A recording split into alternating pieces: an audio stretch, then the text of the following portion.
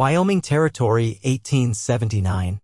The wind screamed across the open plain as Grace Johansen stood in her wedding dress with her fists clenched and her heart breaking in two. The church was small, wooden, and cold inside, but sweat clung to the back of her neck as she faced Judge Harlan and the man her father had just given her away to a man she did not love. Not even close. Marshal Danton's hand was rough when he grabbed hers, squeezing too tight, like he knew she would run if she could. And he was right. Grace had dreamed of escaping this for months. But her father's debts had piled up and Danton had offered a solution, marriage in exchange for clearing it all. Her father had said yes without even looking at her. Grace stared at the judge, her voice caught in her throat. "Do you, Grace Johansen, take Marshal Danton to be your lawful husband?" Her eyes flicked to the door. No one was coming. Of course not. No one ever did. She swallowed hard. The door slammed open. A gust of wind followed a tall figure through the threshold. Dust clung to his coat and a black hat shaded his face. His eyes locked on hers, blue, steady, and full of something she had not seen in weeks. Hope. "Grace," he said, his voice low but sharp. "You do not have to do this." Danton growled, stepping forward. "Who the hell are you?" The man took another step, brushing back his coat just enough to show the badge pinned to his vest. "Name's Lawson Beckett. I am a cowboy, not a lawman, but I ride with the sheriff out of Red Rock. Grace does not want this. You know it. I know it. And you're not marrying her today." Grace blinked. Lawson Beckett. She remembered him. He had helped her father break horses last spring before the debts caught up. He had brought her a carved wooden comb and left it on the fence post.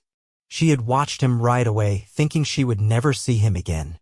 Danton went for his gun. Lawson was faster. He did not draw.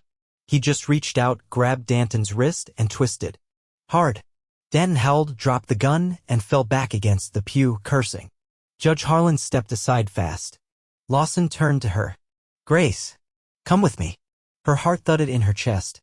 Her legs moved before her mind caught up. She followed him out the door, her skirts catching on the broken step. They rode hard, two horses pounding across the dirt, her veil flying behind her like a flag of surrender. They did not stop until the sun began to dip low behind the hills. Grace slid off the saddle, her legs trembling. Lawson handed her a canteen. "I thought I was alone," she whispered. Lawson sat beside her in the grass. "You are not alone. Not anymore." Her voice cracked. "You do not even know me." "I know enough," he said. "I know you were brave. I know you deserved better than being sold." She looked at him, really looked. He had a scar along his jaw, a thin white line. His hands were calloused, his coat worn. Not rich, not polished, but honest. "Why did you come back?" she asked. Lawson pulled something from his coat pocket. Her breath caught. A ring. Silver, simple. Worn. "I bought this 6 months ago," he said. "Meant to give it to you. But when I came back, you were gone. Your father said you had agreed to marry Marshal Danton. I did not believe it, not for a second." Grace stared at the ring. Her hands shook. "I know this is sudden," Lawson said, his voice softer now. "But I will never treat you like a bargaining chip. I will never raise a hand to you. I will never make you feel small. If you give me a chance, I will spend the rest of my life making sure you are safe. And happy." Tears blurred her vision.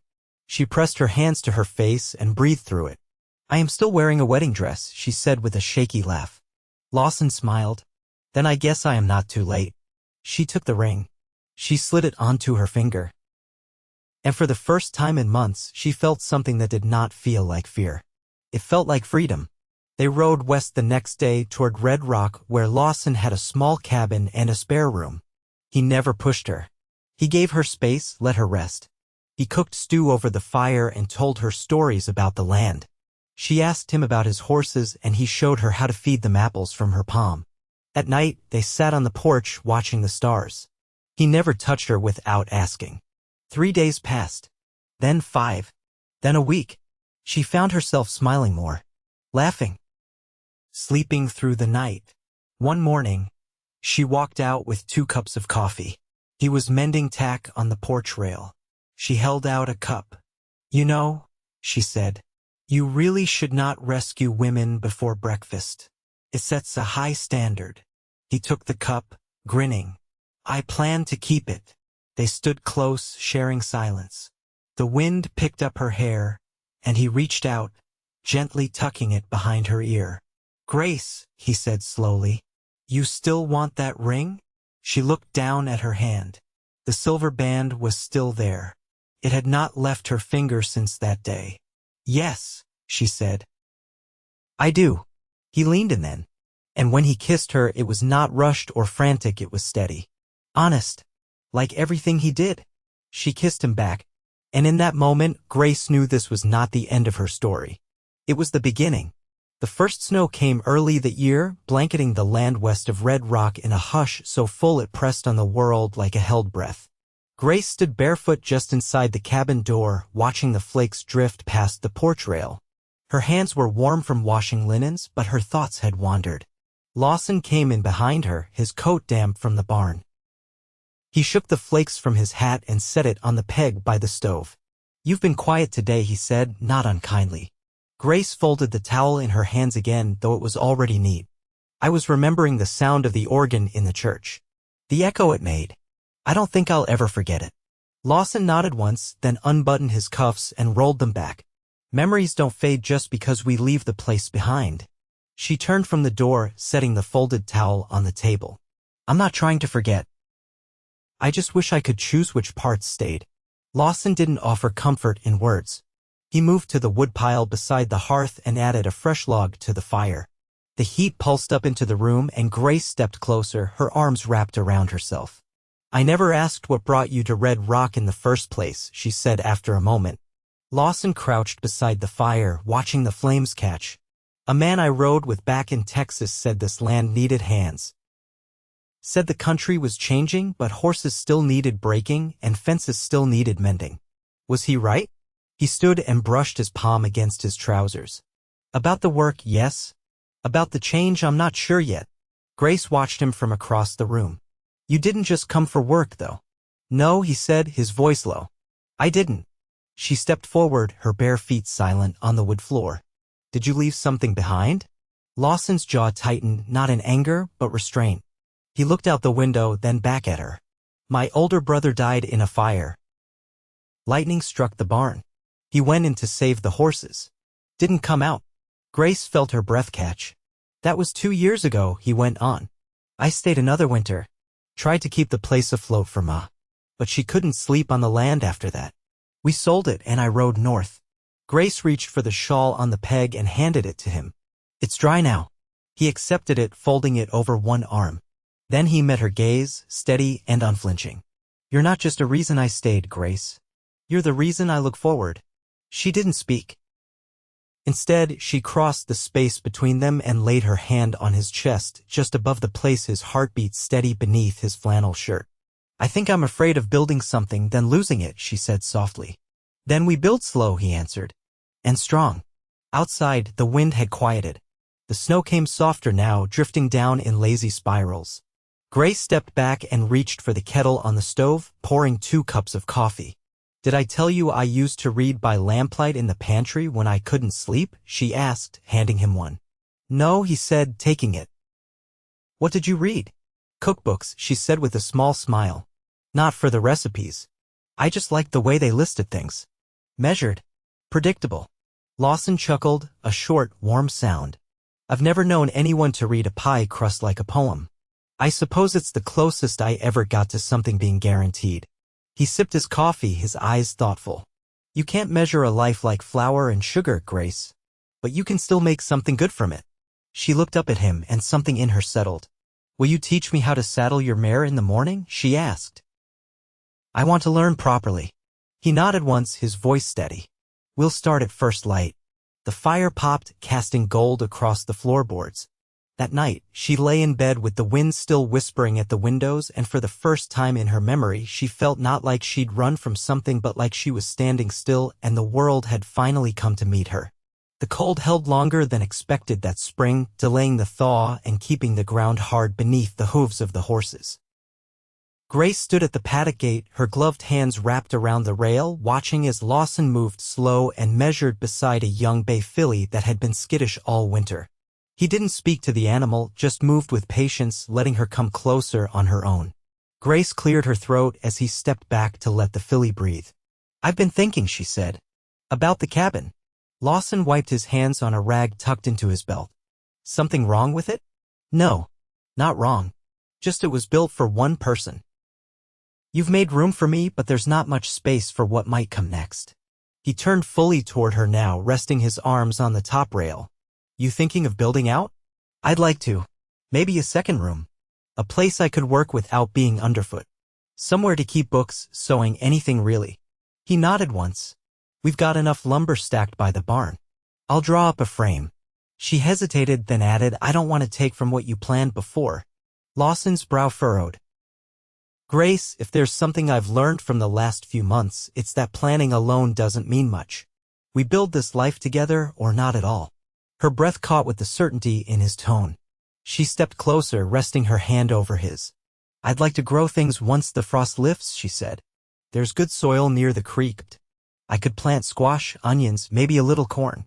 You'll need fencing, he said, already calculating. Keeps the deer from taking it all. I can help with that. You don't need to prove anything. I'm not trying to, she said softly. I just want to be part of this. Lawson tipped his head, considering her. You ever worked a post-hole digger? No, but I've carried water long enough to know what labor is. Fair enough, he replied, a quiet grin tugging at his mouth. They worked side by side that afternoon, not speaking much as they hauled lumber from the lean-to and measured out a new frame. The sky stretched pale and cloudless overhead, and the sun softened the weight of the day without warming it fully. Grace held the plank steady while Lawson notched the end with his saw. Later, with the first frame upright and braced, they sat on the porch step, sharing a wedge of bread and a tin of apple preserves that Lawson had traded for in town. You never said much about your mother, she said, licking the sweetness from her thumb. She remarried after we left Texas, he replied. Man named Wesley. Quiet type, kept bees. Do you miss her? He was quiet a moment. I think she found peace. That's more than some ever get. Grace nodded, pulling her knees up beneath her skirt. If I'd stayed in that church, I wouldn't have had the chance to grow anything. Not a garden. Not a life. You've got that chance now.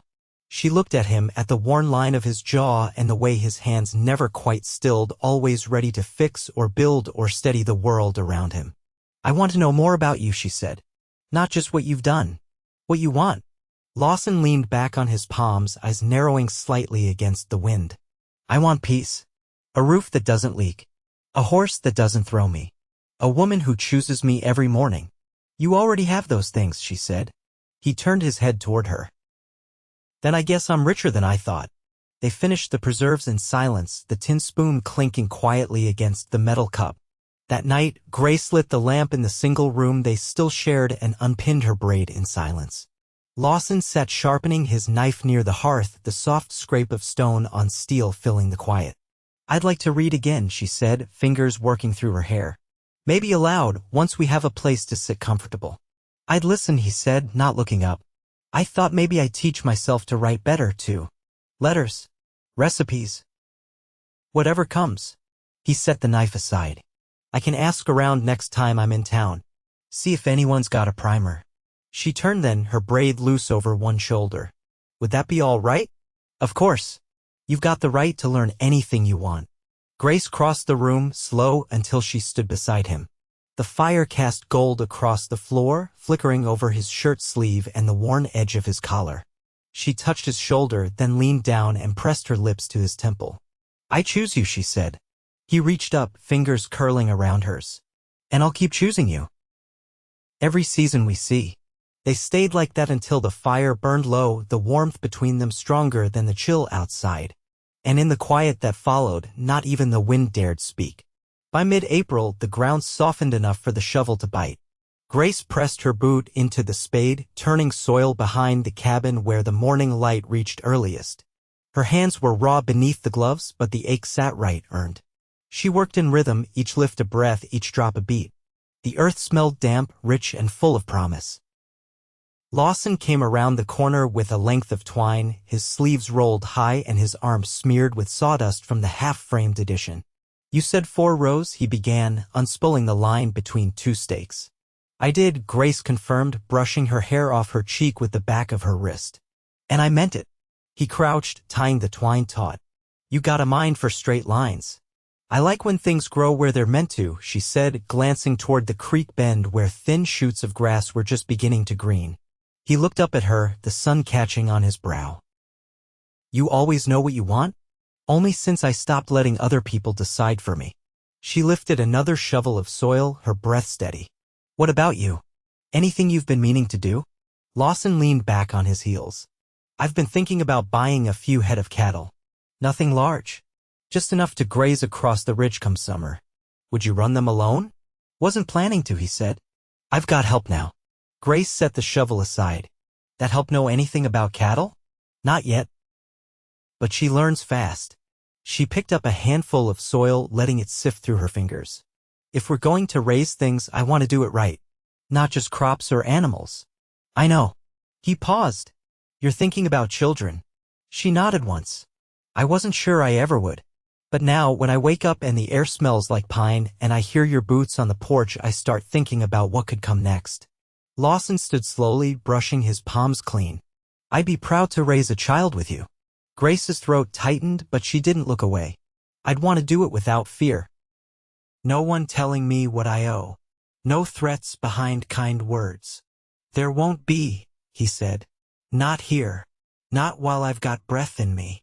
They planted the first seeds that afternoon squash closest to the house. Beans in the second row. They worked until their shadows stretched long and the air cooled again. That night, Grace brought out a jar of gooseberry jam she'd traded for with a neighbor 2 miles east. She and Lawson sat at the kitchen table, bread torn in rough halves between them. You ever been east of the Mississippi? Grace asked, biting into the crust. Once, Lawson said, wiping his mouth. Went with my brother to Kentucky for a horse auction. It was green like I'd never seen. Rain every other day. Did you like it? I miss dry air. And the sky felt too close. Grace smiled faintly. I've never been more than 2 counties over. But sometimes I wonder what it's like in places where people don't know your name the moment you walk into a room. You like that idea? I don't know. I think I like the idea of being known for who I am now. Not who they remember. Lawson leaned back in his chair, watching her. Then let's make this place yours, not just mine. When they speak your name at the mercantile or at Sunday gathering, let it be because they saw what you built. Grace reached across the table, her fingers brushing his. Help me finish the addition before summer? I will. And the fencing before the deer start circling? I will. And if we're lucky, she said, voice steady, maybe by winter there'll be more than just the 2 of us to keep warm. Lawson's fingers closed around hers. Then I'll be the luckiest man west of the river. Outside, the wind had stilled and the moon rose clean against the black. In the quiet cabin, with the fire banked low, Grace lay beside him, her head tucked beneath his chin. His heartbeat was slow, sure. She thought of the church in Dry Creek and the way her father wouldn't meet her eye that morning. She thought of Danton's grip, of the way fear had held her so long she'd forgotten what it meant to want something for herself. And then she thought of Lawson's calloused hand steady on her back as he taught her how to guide the reins, how to trust her voice to command a horse. She thought of the frame rising behind the cabin, of the furrows they'd carved together, of the sudden, quiet hope that had grown like spring beneath her ribs. She closed her eyes and let it root deep. The first calf came just after dawn, slick and trembling in the cool spring air, its mother lowing soft and steady as Lawson cleared the last of the afterbirth from the straw-strewn stall. Grace leaned on the rail, her hands folded tightly beneath her chin, watching as the newborn took its first awkward steps. Lawson wiped his forearm across his brow. She's strong. I'd wager she'll stand proper before midday. Grace didn't take her eyes off the calf. It's strange, watching something begin. Makes everything else feel older. Lawson set down the rag and joined her by the rail. Doesn't feel old to me. Feels like we're just starting. They stayed like that, side by side, until the calf found its legs and wobbled toward the teat. Grace exhaled slowly. I got a letter yesterday, she said, finally. Lawson tilted his head. From who? My cousin Ruth, back east. She'd heard about the marriage that didn't happen. Said she figured I'd gone and disappeared for good. What did she write? She wants to come west. Says there's nothing for her back home. No work, no kin left. She asked if we'd put her up until she finds something. Lawson turned toward her fully. You want her here? Grace hesitated. I do. But I won't say yes unless you do too. He nodded once. If she's kin to you, she's kin to me. We've got the room now. Grace reached into her coat pocket and unfolded the letter again, her fingers brushing the inked lines. She was the only one who stayed kind to me after Mama passed. The others just set to whispering. She'll be safe here, Lawson said. And welcome. Grace folded the paper again carefully. I'll write her back tonight. Later that week, they rode to the settlement 2 hours off to collect lumber for a proper gate on the south pasture. The trail wound through tall pine and across a shallow creek where minnows darted through the clear water. Grace rode ahead, her coat drawn close, her braid tucked under her hat. You ever think about what we'll leave behind? She asked, not turning in the saddle. You mean when we're gone? No. I mean what kind of place this becomes because we lived here. Lawson guided his gelding around a fallen log. I think about it more than I used to. I want it to be a place folks remember as steady. Fair. A place where no one had to earn their worth. He nodded, thoughtful. Then we built it that way. They reached the mill by midday, stacked the cart with cutboards, and bartered half a sack of oats for a spool of wire.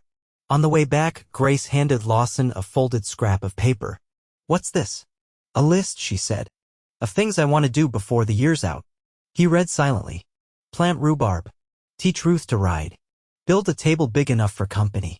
Learn to shoot straight. Kiss Lawson under the summer rain. He looked up, one brow raised. You sure about that last one? I wrote it, didn't I? The rain came earlier than expected that year. One afternoon in late June, the clouds rolled in thick and gray and the air turned sharp with the charge of it. Grace stood barefoot on the porch, the storm breaking open above her, warm drops soaking her through. Lawson stepped out behind her, pulling off his hat. You'll catch cold. Then you'd best warm me up. She reached for him, water clinging to her arms, her cheeks flushed from wind and joy. He caught her around the waist, and they kissed there in the rain, the sky thundering over the hills and the earth beneath them soft with promise.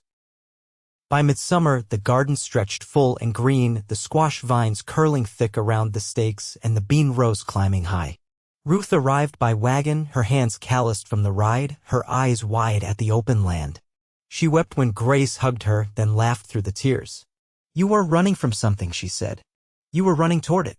Grace showed her the small room in the addition, the shelf of books, the chair by the window. You can stay as long as you need. I won't take up space, Ruth said. You're not taking anything, Grace replied. You're adding. They ate together that night under the stars, Grace and Lawson and Ruth and 2 neighbors who'd helped raise the fencing. Grace brought out her gooseberry preserves and a fresh loaf, and Lawson passed around a jug of cider he'd traded for with a passing peddler. They spoke softly, the kind of talk that comes when the day's work is done and the night air cools the skin. Later, in bed, Grace curled against Lawson, her hand resting on his chest. I missed so much before, she whispered. I didn't know it could be like this. Like what? Full. Quiet, but full. He pressed his lips to her hair. We'll keep filling it. Every day. Fall came golden and slow, the trees turning soft with color, the air crisp in the mornings. Grace pulled the last of the beets from the earth, her belly rounding beneath her apron, and Lawson carved a cradle from pine, sanding it smooth at night by the fire. Ruth found work as a seamstress in the next town over and bought fabric with her first wages to make Grace a quilt for the baby. She stitched it by lantern light, humming softly, her fingers sure. The child came late in November with snow beginning to fall and the fire burning low. Lawson held Grace's hand through the labor, his voice steady, his strength anchoring her when the pain came fast and thick. And then came the cry, sharp and real. A daughter. They named her Marion after Grace's mother. Ruth wept again. Lawson barely spoke for an hour, just rocked the child in his arms while Grace watched from the bed, her heart so full it ached. That winter, they stayed close to the hearth. Grace read aloud from the primer Lawson had found months before, her voice growing stronger with each page. Lawson carved toys from scrapwood. Ruth baked bread nearly every day, the scent of it filling every corner of the house. In the evenings, they sang sometimes soft, simple songs passed down from memory while Marion slept in the cradle beside the fire. Outside, the snow piled high. Inside, the warmth never ran out. And in every quiet moment, in every shared glance, in every calloused hand held gently, there was love earned, steady, and whole.